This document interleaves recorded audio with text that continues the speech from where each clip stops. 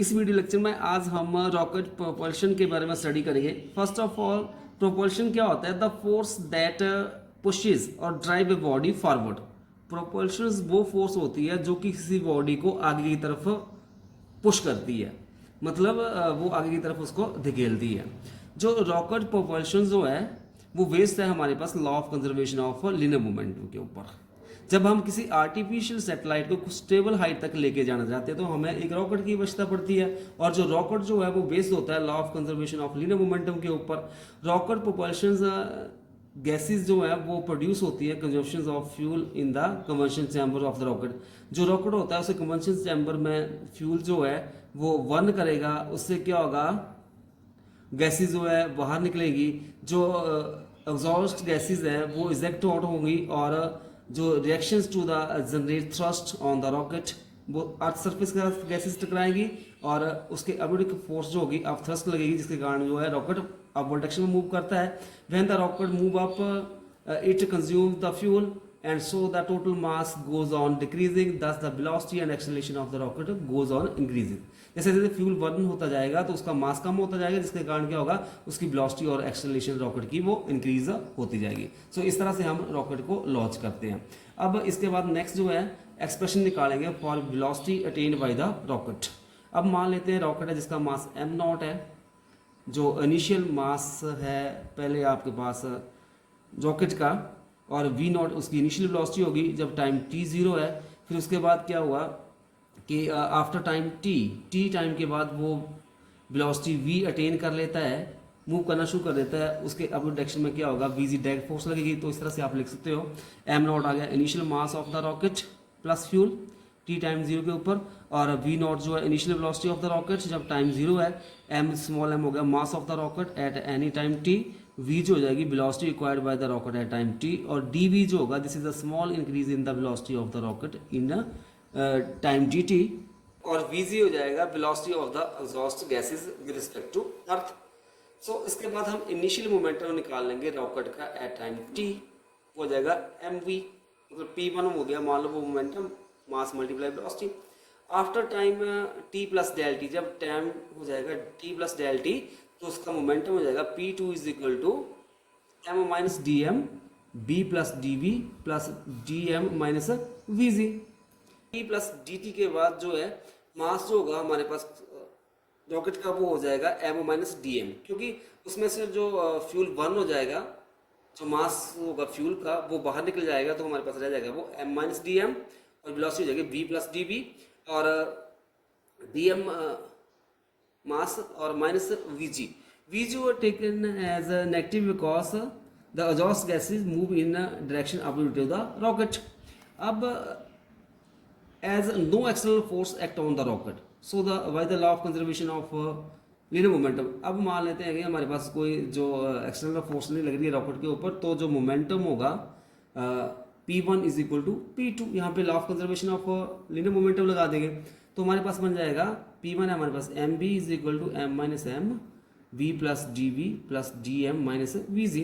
अब हमारे पास थोड़ा इसको रीअरेंज करते हैं, तो m के साथ मल्टीप्लाई किया एम वी, फिर आ जाएगा M D V minus D M V, और यहाँ पे जाएगा minus D M D V, और इधर minus D M V G.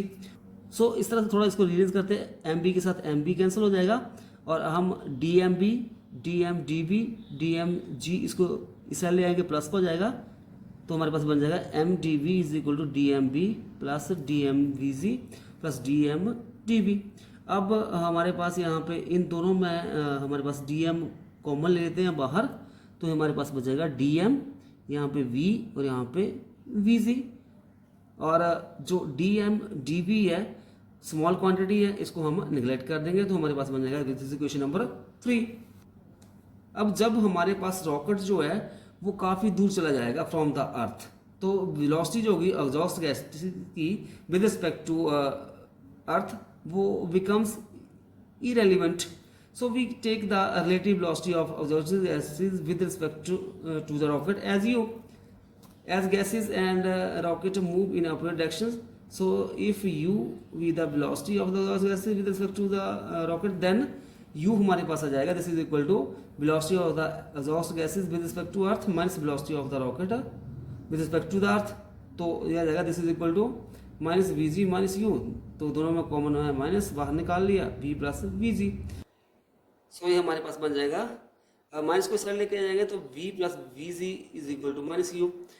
अब जो ये इक्वेशन 3 थी इसमें हम v प्लस वी जी की वैल्यू भर देंगे तो हमारे पास ये इक्वेशन बन जाएगी M D V is equal to minus U D M. अब m को साइड ले जाएंगे तो D V is equal to minus U D M over m। अब velocity of exhaust gases nearly remain constant रहेगी, so integrate कर देंगे हम इक्वेशन 5 को between the limit t is equal to 0, जब t 0 है तो m नॉट होगा, v नॉट होगा, और जब time t is equal to T है तो m के बराबर v के बराबर, तो इसको इंटीग्रेट करते हैं तो यहाँ पर आ जाएगा integration v not to v D V is equal to m not to m minus U D M over m। Minus U बाहर आ जाएगा, अंदर आ जाएगा m not to m, limit आ जाएगी डी एम ओवर m। अब इसकी हम इंटीग्रेशन करेंगे तो डी वी की इंटीग्रेशन हो जाएगी v, लिमिट आ जाएगी v not to v minus U. अब डी एम ओवर m की इंटीग्रेशन होती है log of base E M, limit आ जाएगी m नॉट टू m। अब वैल्यू भर देंगे, अपर लिमिट भरेंगे पहले तो v, lower limit minus v not हो जाएगा। अब माइनस u, यहाँ पे भी हम अपर लिमिट भरेंगे तो ये बन जाएगा log E m minus log of base E m not. ठीक है, अब हमारे पास log m minus log n का होता है लॉग m ओवर n, तो ये बन जाएगा minus u log of E m over m not. अब हमारे पास ये थोड़ा और इसको रियलाइज करते हैं तो हमारे पास ये बन जाएगा, अब v minus V naught is equal to U log of base E M not over M, minus है तो थोड़ा इसको थोड़ा और रियलाइज कर दिया, ऊपर एम नॉट ऊपर चलेगा एम नीचे जाएगा। अब वी नॉट को इस साइड ले जाएगा तो v is equal to V not plus U log of base E M O not over M. अब this is equal to V not plus U log of base E M not over M. This is question number 6। ये question 6 है, ये हो जाएगी हमारे पास instantaneous velocity of the rocket at time t।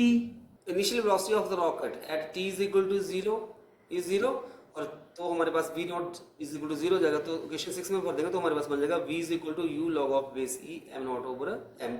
So as exhaust gases except the residual mass decreases with time. So equation 7, velocity of the rocket increase with the time, hence motion of the rocket is accelerated motion. Thus the absence of external forces, the instantaneous velocity of the rocket depend upon exhaust speed of gases, natural log of the ratio of initial mass m naught of the rocket to the mass of rocket that instant of time. अब इसके बाद आप thirst on the rocket जो है उसको निकालना, तो क्या करेंगे, जो हमारे पास इक्वेशन 5 है, 5 इक्वेशन कौन सी थी, D V is equal to minus U D M over M. Divide कर देंगे वो साइड इक्वेशन 5 को डी टी के साथ, तो बन जाएगा D V by D T is equal to minus U over M D M by D T, और D V by D T हो जाएगा acceleration, this is equal to minus U over M D M by D T. अब क्या करेंगे, जो ये M में side multiply कर लेंगे हम तो एम ए बन जाएगा minus U D M by D T. अब एम ए होता है फोर्स, तो F is equal to minus U D M by D T. अब हमारे पास जो ये एफ जो होगी, this is the upthrust force. Next है one speed of rocket, it is that speed when whole of the fuel is burned and mass of the rocket becomes equal to the mass of the container. When this speed is attained, then rocket move with the constant speed in outer space. जो one dot speed होगी rocket की, वो speed होगी जब आपके पास सारा मास जो होगा फ्यूल का वो वर्ल्ड हो जाएगा। इसके बाद क्या, रॉकेट जो है कांस्टेंट स्पीड के साथ आउटर स्पेस में मूव करेगा। सो आ जाएगा V V is equal to V not plus U log of base E M not over M C. As v naught is equal to 0, so v is equal to u log of e m naught over mc, where v जो होगा maximum speed of the rocket can acquire.